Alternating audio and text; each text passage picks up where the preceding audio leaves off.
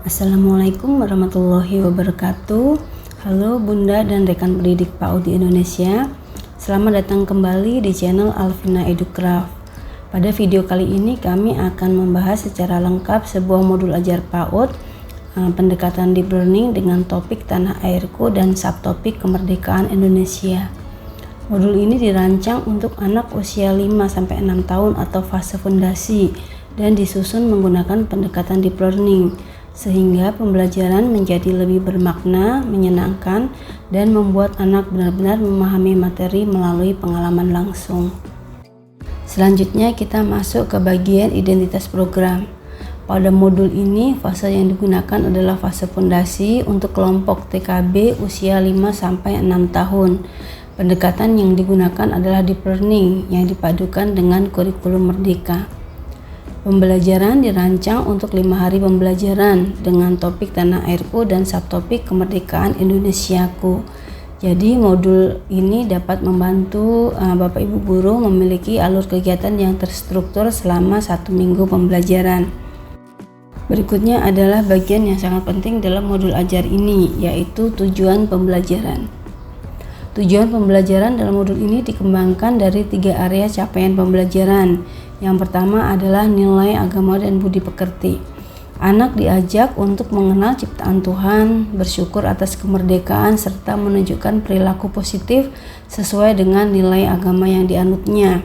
Yang kedua adalah capaian jati diri. Di sini anak dikembangkan agar memiliki rasa percaya diri, tangguh, mandiri, serta memiliki rasa bangga terhadap identitas bangsanya. Kemudian yang ketiga adalah dasar-dasar literasi dan STEAM.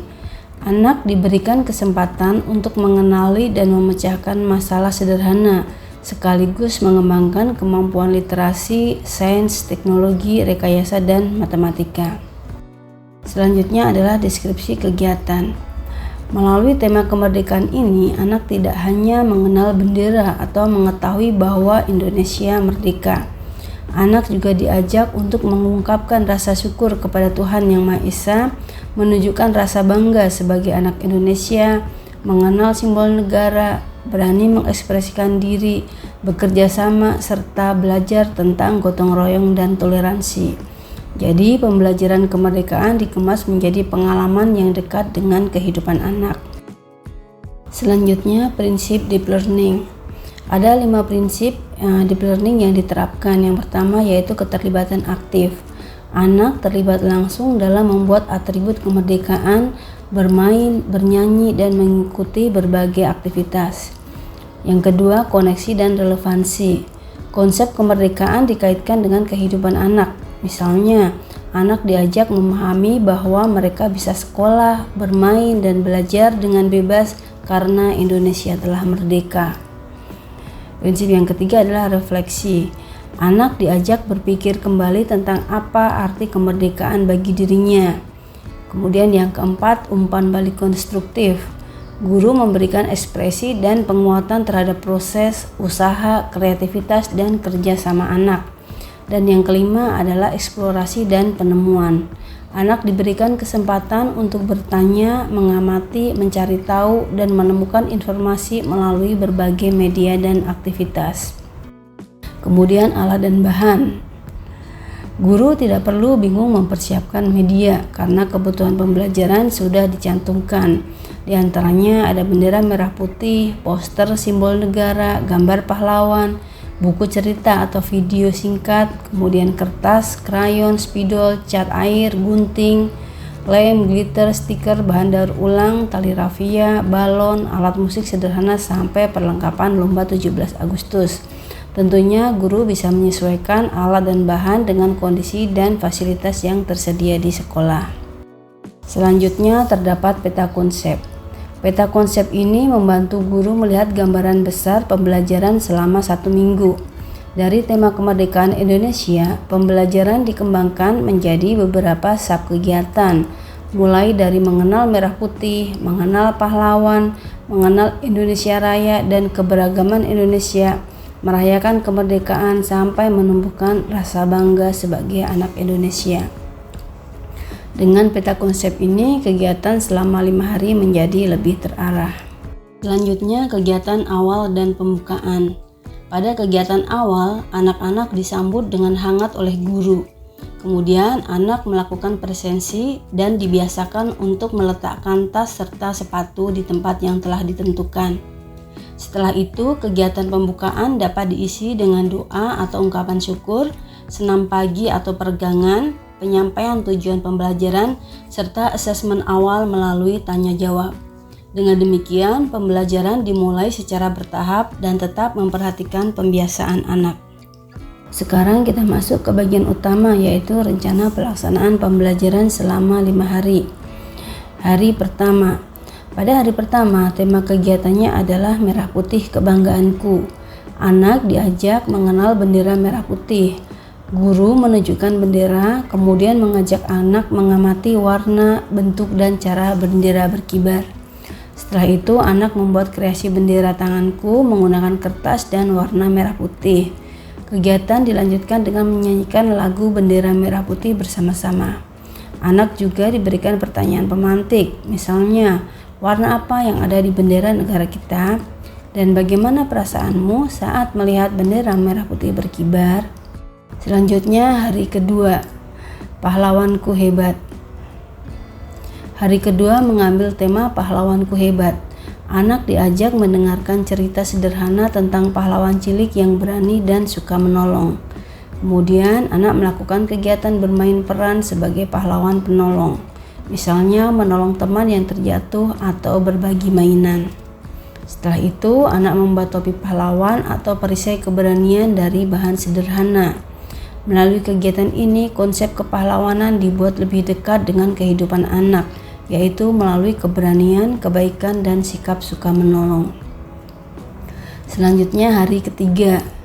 Pada hari ketiga, tema yang diangkat adalah Indonesia Raya Kita. Anak diajak mengenal peta Indonesia secara sederhana melalui kegiatan mewarnai atau menempel. Kemudian, anak berlatih menyanyikan lagu Indonesia Raya dengan sikap yang baik. Tidak berhenti di situ.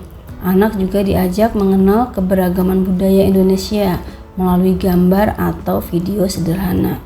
Misalnya, mengenal pakaian adat, makanan tradisional, atau tarian dari berbagai daerah. Tujuannya adalah untuk menanamkan pemahaman bahwa Indonesia memiliki banyak keberagaman, tetapi kita tetap dapat hidup bersama dengan rukun. Hari keempat. Hari keempat tentu menjadi bagian yang sangat menyenangkan bagi anak-anak. Tema kegiatannya adalah Ayo Rayakan Kemerdekaan. Anak mengikuti lomba sederhana yang aman dan menyenangkan. Misalnya memindahkan bendera, memasukkan pensil ke botol, atau lomba makan kerupuk.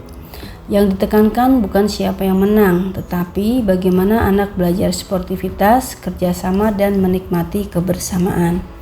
Anak juga membuat dekorasi merah putih secara berkelompok. Kemudian kegiatan ditutup dengan pawai mini kemerdekaan di lingkungan sekolah. Selanjutnya, hari kelima. Hari kelima menjadi kegiatan penutup dari rangkaian pembelajaran.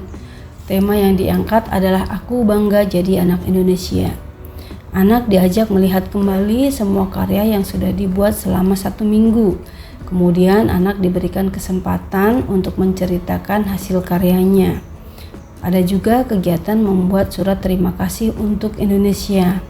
Anak dapat menggambar hal-hal yang mereka syukuri, seperti keluarga, teman, alam, atau sekolah.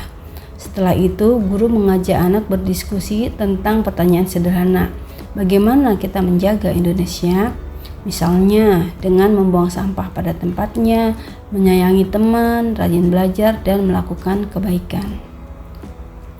Selanjutnya, kegiatan penutup. Setelah kegiatan inti selama 5 hari, modul juga menyediakan kegiatan penutup.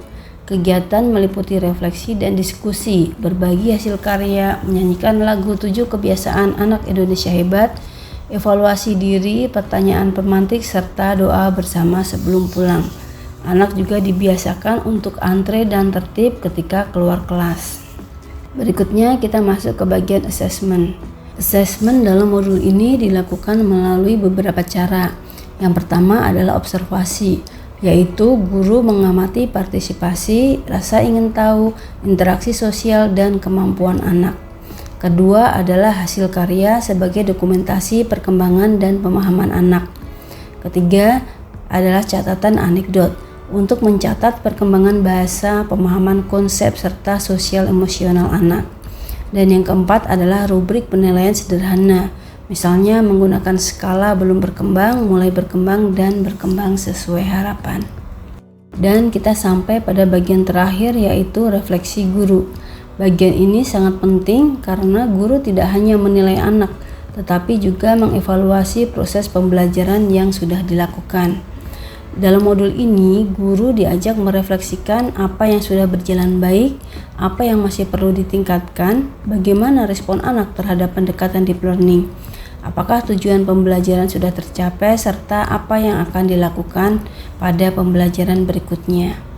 Selain itu, guru juga diajak memikirkan dukungan bagi anak yang mengalami kesulitan serta bagaimana melibatkan orang tua dalam proses pembelajaran. Baiklah Bapak dan Ibu guru, demikian pembahasan lengkap mengenai modul ajar kemerdekaan Indonesia dengan pendekatan deep learning. Semoga modul ini dapat membantu Bapak Ibu guru dalam menciptakan pembelajaran yang lebih aktif, menyenangkan, dan bermakna bagi anak-anak. Jika Bapak dan Ibu membutuhkan modul ini dalam format siap cetak dan siap digunakan, silahkan lihat pada link yang ada pada deskripsi video. Terima kasih sudah menonton, sampai bertemu pada video selanjutnya. Wassalamualaikum warahmatullahi wabarakatuh.